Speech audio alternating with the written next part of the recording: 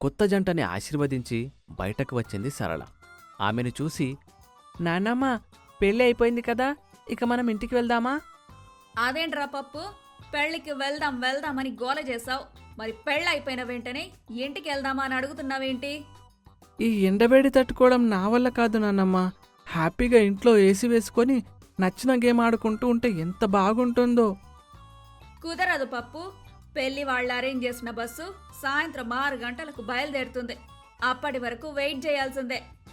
అబ్బా అత్తయ్య, అంతసేపు ఈ ఫంక్షన్ హాల్లో వెయిట్ చేయాలంటే నాకు కూడా కష్టంగా అనిపిస్తుంది. మనం వేరే బస్సులో వెళ్దామా?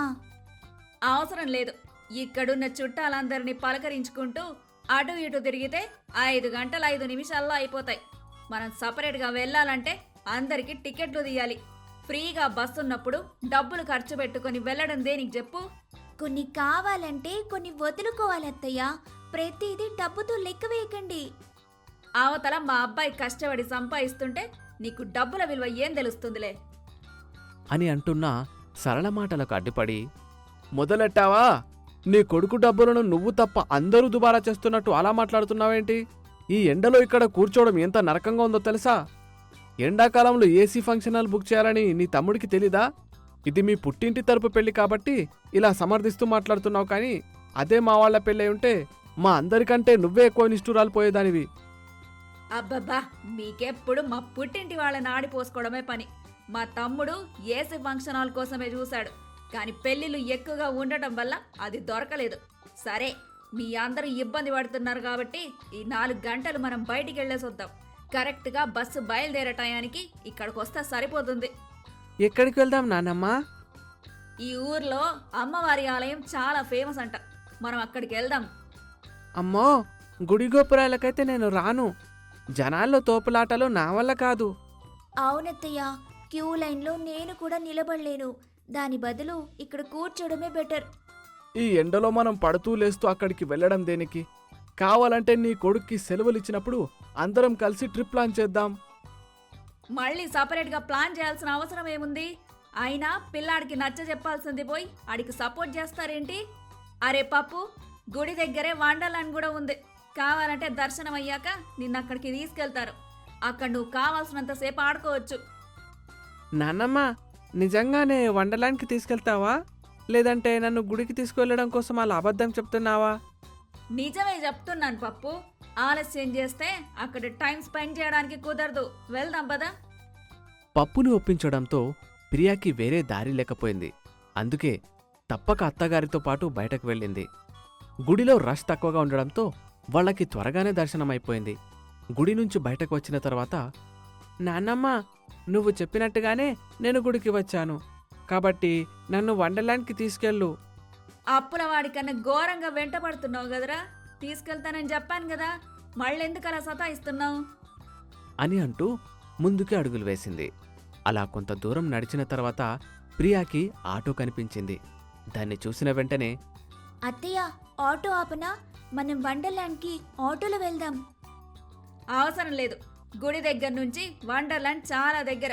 నడుచుకుంటూ వెళ్తే సరిపోతుంది. వండర్లాండ్ అంత దగ్గరగా ఉందని నీకెలా తెలుసు? ఇక్కడికి బయలుదేరే ముందు నా మేనల్లుని అడ్రస్ అడిగి క్లియర్గా తెలుసుకున్నాను. మీరేం అనుమానం పడాల్సిన అవసరం లేదు. అడ్రస్ తనకి తెలుసు అని చెప్పడంతో మిగిలిన వాళ్ళెవరూ కూడా ఒక్క మాట మాట్లాడలేదు. సరళతో పాటే ముందుకు నడిచారు. అలా 15 నిమిషాలు గడిచాయి. ఆ ఎండలో నడవలేక, నాన్నమ్మ, 10 నిమిషాలు నడిస్తే సరిపోతుందన్నావు, కానీ మనం అరగంట నుంచి నడుస్తూనే ఉన్నాము. అయినా వండర్లాండ్ మాత్రం రాలేదే. దగ్గరకు వచ్చేసాం పప్పు. ఇంకొక 5 నిమిషాలు నడిస్తే సరిపోతుంది. అత్తయ్య, మనం ఏదైనా రాంగ్ రూట్లో వచ్చామేమో. ఎందుకైనా మంచిది, ఒకసారి మీ మేనల్లుడికి ఫోన్ చేసి అడ్రస్ క్లియర్గా మరొకసారి అడగండి. మీకన్నీ అనుమానాలే. ఇక్కడికొచ్చే ముందు అడ్రస్ క్లియర్గా తెలుసుకున్నానని చెప్పాను కదా. వాడు చెప్పిన మాటలు ఇంకా నా మైండ్లోనే తిరుగుతున్నాయి. నేను ఒకసారి ఏదైనా తెలుసుకున్నానంటే అదంతా తేలిగ్గా మర్చిపోను. ఆ విషయం నీకు తెలుసు కదా, కాబట్టి అనుమానాలేం పెట్టుకోకుండా ముందుకి వదా. మీరేదైనా తెలుసుకుంటే మర్చిపోకుండా ఉండడానికి మీరొక లేడీ భాష మరి. సరేలే అత్తయ్య, మీరు కరెక్ట్ దారిలోనే వెళ్తున్నారు, కానీ ఇంకా నడవటం మా వల్ల కాదు. మనం ఏదైనా ఆటో తీసుకుని వెళ్దాం. ఇంత దూరం నడిచిన తర్వాత మళ్ళీ ఆటో దేనికి? పైగా ఇక్కడెక్కడ ఆటోలు కూడా కనిపించడం లేదు. వాటి కోసం ఇక్కడ వెయిట్ చేస్తూ నిలబడ్డం కన్నా నడుచుకుంటూ వెళ్ళడం మేలు కదా అని అంటూ ముందుకు నడిచింది. అత్తగారు అంత కాన్ఫిడెంట్గా మాట్లాడినా ప్రియాకి మాత్రం అనుమానం తీరలేదు. అందుకే గూగుల్ మ్యాప్స్ యూజ్ చేసి వండర్లాండ్ ఎక్కడ ఉందో తెలుసుకోవాలని అనుకుంది. కానీ ఆమె ఫోన్లో ఛార్జింగ్ లేకపోవడంతో అది డెడ్ అయిపోయింది. అత్తగారు మామగారిది స్మార్ట్ ఫోన్ కాకపోవడంతో అతనికి ఆ ఆప్షన్ కూడా లేకుండా పోయింది. ఇంతలో ఒక వ్యక్తి ఎదురుగా కనిపించాడు.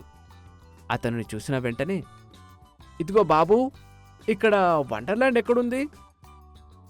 వండర్లాండ్ ఇటుపక్క లేదు, చాలా దూరంలో ఉందండి అది అని అంటుండగానే ప్రియా మధ్యలో దూరి, అదేంటి, అమ్మవారి ఆలయానికి కొద్ది దూరం నడిస్తే వండర్లాండ్ వస్తుందని విన్నాము. తప్పేమీ కాదు మేడం, మీరు గుడికి తూర్పు దిశగా వెళ్ళుంటే మీకు కావలసిన వండర్లాండ్ వచ్చేది. కాని మీరు పడమరి దిక్కు వచ్చారు. ఆ మాటలు విన్న వెంటనే ప్రియా, సుబ్బారావు, పప్పు ముగ్గురు కలిసి సరళ వైపు చురుకుగా చూశారు, కడుపులోని మంటని దాచుకోలేక. ఒకసారి అడ్రస్ తెలుసుకుంటే అంత ఈజీగా మర్చిపోను. మీ మేనల్లుడు చెప్పిన మాటలు ఇంకా మైండ్లోనే తిరుగుతున్నాయని చెప్పారు. మరి రాంగ్ అడ్రస్కి ఎందుకు తీసుకొచ్చారు అత్తయ్య? ఇదిగో అమ్మాయి, అవకాశం దొరికింది కదా అని వెటకారం చేయాల్సిన అవసరం లేదు. మా వాడు కన్ఫ్యూజ్ అయ్యి అడ్రస్ తప్పు చెప్పుంటాడు. వాడి మాటల్ని క్రాస్ చెక్ చేసుకోకుండా మిమ్మల్ని ఇటువైపు తీసుకొని వచ్చాను. అయిపోయిందేదో అయిపోయింది కానీ ఇక మనం వెనక్కి వెళ్దాం పదండి. నువ్వు వండర్లాండ్కి తీసుకెళ్తానని చెప్తేనే నేను వచ్చాను. ఇప్పుడు నన్ను వండర్లాండ్కి తీసుకెళ్లాల్సిందే. అది కాదురా పప్పు, ఇప్పుడే టైం 4 అయిపోయింది. అక్కడికెళ్ళి టైం స్పెండ్ చేసే లోపే టైం అయిపోతుంది. కావాలంటే మీ నాన్నకి సెలవు దొరికినప్పుడు నిన్ను వండర్లాండ్కి తీసుకెళ్ళమని చెప్తానులే. ఇందాక నేను ఆ మాటే కదా చెప్పాను, వింటేనా? సరళ ఎంత నచ్చ చెప్పడానికి ట్రై చేసినా పప్పు ఆమె మాటలు అస్సలు వినలేదు. అది చూసి, పిల్లాడికి ఆశ పెట్టించి అక్కడికి తీసుకెళ్ళకపోతే చెండాలంగా ఉంటుంది. మనం వండర్లాండ్కి వెళ్ళి త్వరగా వచ్చేద్దాం. మేడం, ఎందుకు గొడవ పడుతున్నారు? వండర్లాండ్కు ఈరోజు లీవు. ఆ విషయం తెలియక మీరు అనవసరంగా ఇంత దూరం వచ్చారు. ఆ మాటలు విన్న వెంటనే పప్పు ఏడుపు మొహం పెట్టేశాడు. మరోవైపు వండర్లాండ్ ఓపెన్లో ఉందా లేదా అని తెలుసుకోకుండా వాళ్ళని ఇంత దూరం నడిపించినందుకు అత్తగారి మీద కోపంతో రగిలిపోయింది ప్రియా. ఆ ఫ్రస్ట్రేషన్తో, ఈరోజు ప్రయాణం చేయటం నా వల్ల కాదు. మనం ఏదైనా హోటల్లో స్టే చేసి రేపు ఉదయం ఊరికి బయలుదేరదాం. ఇది మరీ బాగుంది. అవతల పెళ్లి వాళ్ళు ఫ్రీ బస్ వేస్తే అది కాదనుకొని డబ్బులు పెట్టి వెళ్దామంటావేంటి? పైగా హోటల్లో స్టే చేస్తే దానికి ఎంత ఖర్చు అవుతుందో తెలుసా? అత్తయ్య, నాకు చాలా చిరాగ్గా ఉంది. మీరు ఈ టైంలో మాట్లాడకుండా ఉంటేనే చాలా మంచిది. ఈరోజు నైట్ మనం హోటల్లోనే స్టే చేస్తున్నాం అని అంటూ ఆ అన్నోన్ పర్సన్ మొబైల్ తీసుకుని క్యాబ్ బుక్ చేసింది ప్రియా. అది చూసి, కోడలు అలా మాట్లాడుతుంటే అడ్డు చెప్పకుండా సైలెంట్గా ఉంటారేంటండి? కోడలు మొహం చూసావా ఎంత కోపంగా ఉందో? ఈ సమయంలో తనకి అడ్డుపడి నా గౌరవాన్ని పోగొట్టుకోవడం నాకు ఇష్టం లేదు. 5 నిమిషాల తర్వాత క్యాబ్ వచ్చింది. వెంటనే ప్రియా, సుబ్బారావు, పప్పు కారులో కూర్చున్నారు. సరళ మాత్రం అందులో కూర్చోకుండా, కోడలంటే కోపంగా ఉంది కాబట్టి రేటు మాట్లాడకుండా కారులో ఎక్కి కూర్చుంది. కానీ మా ఆయనకేమైంది? రేటు కూడా అడగకుండా వెళ్ళి కూర్చున్నాడు. ఇదిగో డ్రైవర్ అబ్బాయి, ఇక్కడి నుంచి హోటల్కి వెళ్ళడానికి ఎంత అవుతుంది? 500 అవుతుంది మేడం. 500? ఇది మరీ దారుణం. 250 రూపాయలు ఇస్తాను. ఇష్టమైతేరా, లేదంటే లేదు. అబ్బా అత్తయ్య, ఈ క్యాబ్ని నేను ఆన్లైన్లో బుక్ చేశాను. రేట్ మాట్లాడుకున్న తర్వాతనే కార్ ఇక్కడికి వచ్చింది. పల్లెటూరి బయతులా మాట్లాడి మా పరువు తీయకండి అత్తయ్య. ఇక్కడి నుంచి ఊరెంత దూరం ఉందని అతను 500 అడుగుతున్నాడు. దానికి నువ్వెలా ఒప్పుకుంటావు? డబ్బులు వేస్ట్ అవుతుంటే నేను చూస్తూ ఊరుకోలేను. ఇదిగో డ్రైవర్ అబ్బాయి, నువ్వు ఇంత దూరం వచ్చావు కాబట్టి 300 ఇస్తాను. ఇష్టం ఉంటే తీసుకెళ్ళు, లేదంటే వెళ్ళిపో. ఇలాంటి నసబేరమని ముందే తెలుసుంటే అసలు వచ్చిండేవాడినే కాదు. ఒంటిగా వెళ్తే పెట్రోల్ ఛార్జ్ కూడా కలిసి రాదు. సరే, ఎక్కండి. తను చెప్పిన అమౌంట్కి డ్రైవర్ ఒప్పుకోకపోవడంతో ఆనందంగా కారులో ఎక్కి కూర్చుంది సరళ. తన వైపు చిరాకుగా చూస్తున్న కోడలితో, ఎందుకు నన్ను అలా చూస్తున్నావు? డ్రైవర్లు అన్నాక రేటు ఎక్కువే చెప్తారు.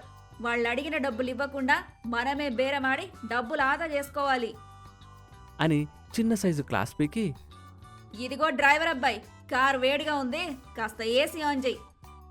ఏసీ ఆన్ చేయడం కుదరదు మేడం. కుదరదా? దేనికి?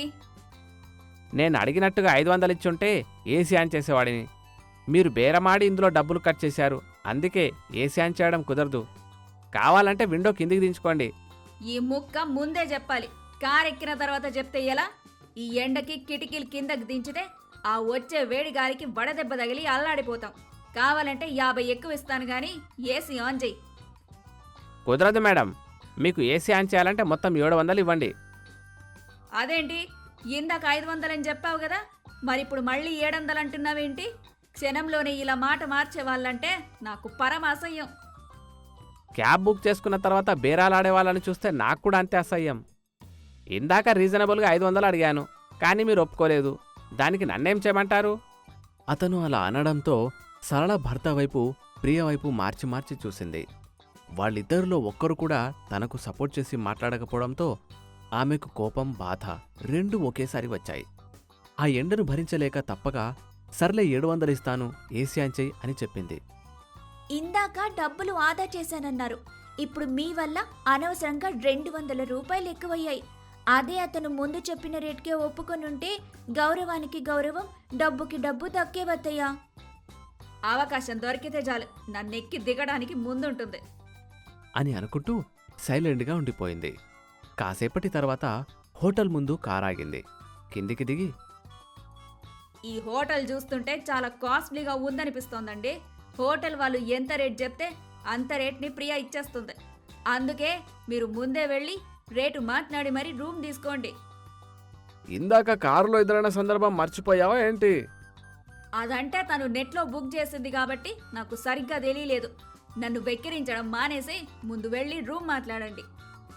భార్య మాటకు ఎదురు చెప్పలేని సుబ్బారావు కోడలి కన్నా ముందు వెళ్ళి రిసెప్షన్ దగ్గర నిలబడ్డాడు. ఒక రోజుకి 2000 చార్జ్ చేస్తామని చెప్పిన రిసెప్షనిస్టుతో, మేము మార్నింగ్కి రూమ్ ఖాళీ చేసేస్తాము, ఒక్క రాత్రికి 2000 తీసుకోవడం చాలా ఎక్కువ, కొంచెం రేటు తగ్గించండి. మేడం, ఇక్కడ రేట్లన్నీ ఫిక్స్గా ఉంటాయి. అలా మనిషికి ఒక రేట్ చెప్పడం కుదరదు. కాకపోతే ఒక రూమ్లో మాత్రం ఏసీ సరిగా పనిచేయడం లేదు. ఆ రూమ్లో ఉండటానికి మీకు ఎలాంటి అభ్యంతరం లేదంటే చెప్పండి, 1500 రూపాయలకే చార్జ్ చేస్తాను. పర్లేదు, మాకు ఆ రూమ్ ఇవ్వండి. ఆ కారులో 5 నిమిషాలు ఏసీ లేకపోతేనే అల్లాడిపోయావు. నైట్ అంతా ఏసీ లేకపోతే ఎలా ఉంటాము?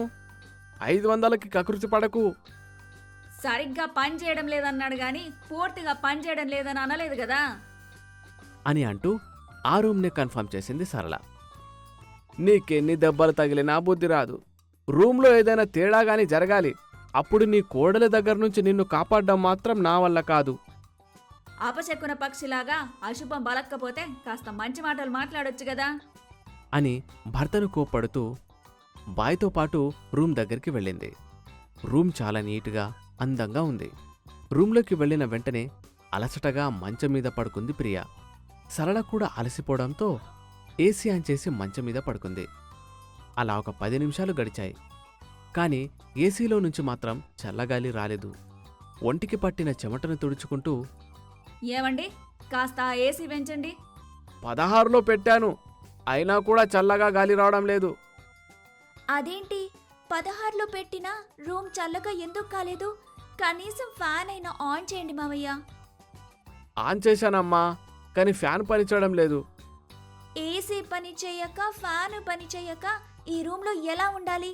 మేనేజర్ని అడుగుతాను అని అంటూ కిందకు వెళ్ళింది. ఆమె వెనకే సరళ, సుబ్బారావు కూడా వచ్చారు. ఆ రూమ్లో ఏసీ ప్రాబ్లం ఉందని ఆల్రెడీ చెప్పాను కదా మేడం, మరిప్పుడు కంప్లైంట్ చేస్తే ఎలా? ఆ మాటలు విన్న వెంటనే ప్రియాకి అసలు విషయం అర్థమైంది. 500కి కక్కుర్తిపడిన అత్తగారిని తలుచుకొని కోపంతో పళ్ళు పటపటా కురికింది. ఆ 500 నేనిస్తాను. మాకు వెంటనే ఏసీ రూమ్ అలాట్ చేయండి. సారీ మేడం, ఆ రూమ్ని వేరే వాళ్ళు బుక్ చేసుకున్నారు. ఏసీ పని చేయక ఫ్యాన్ పని చేయక ఎండాకాలంలో మమ్మల్ని ఆ రూమ్లో ఎలా ఉండమంటారు? వెంటనే ఆల్టర్నేటివ్ చూడండి. సారీ మేడం, ఆ రూమ్లో ఫ్యాన్ వర్క్ చేయడం లేదని నాకు కూడా తెలీదు. ఈ నైట్ పూట రిపేర్ చేయడానికి ఎవరూ రారు. కంపెన్సేషన్ కింద 200 రూపాయలు తగ్గిస్తాను. ఇష్టమైతే ఆ రూమ్లో ఉండండి, లేదంటే వెకేట్ చేయండి. కావాలంటే ఫుల్ రిఫండ్ ఇస్తాను. అంతసేపు వాళ్ళ మాటలు సైలెంట్గా వింటూ ఉంది సరళ. మేనేజర్ అలా అన్న వెంటనే, సరే అయితే మేము రూమ్ ఖాళీ చేస్తాం. ఈ ఊర్లో ఈ హోటల్ ఒక్కటే బాగుంటుంది. వేరే హోటల్స్ నీట్గా ఉండవని, అక్కడ సౌకర్యాలు కూడా సరిగ్గా ఉండవని ఇందాక డ్రైవర్ చెప్పడం వల్లే నేను ఈ హోటల్కి వచ్చాను. కానీ మీరు 500కి కక్కుర్తి పడి మంచి రూమ్ని మిస్ చేశారు. పప్పు గాలి లేకుండా ఉండలేడత్తయ్య. కాబట్టి మీరే రాత్రంతా వాడికి విసురుతూ కూర్చోండి అని ఆర్డర్ వేసి గదిలోకి వెళ్ళింది ప్రియ. కనీసం ఆ విషయంలో అయినా భర్త తనకు సపోర్ట్ చేస్తాడేమో అని అతని వైపు ఆశగా చూసింది సరళ.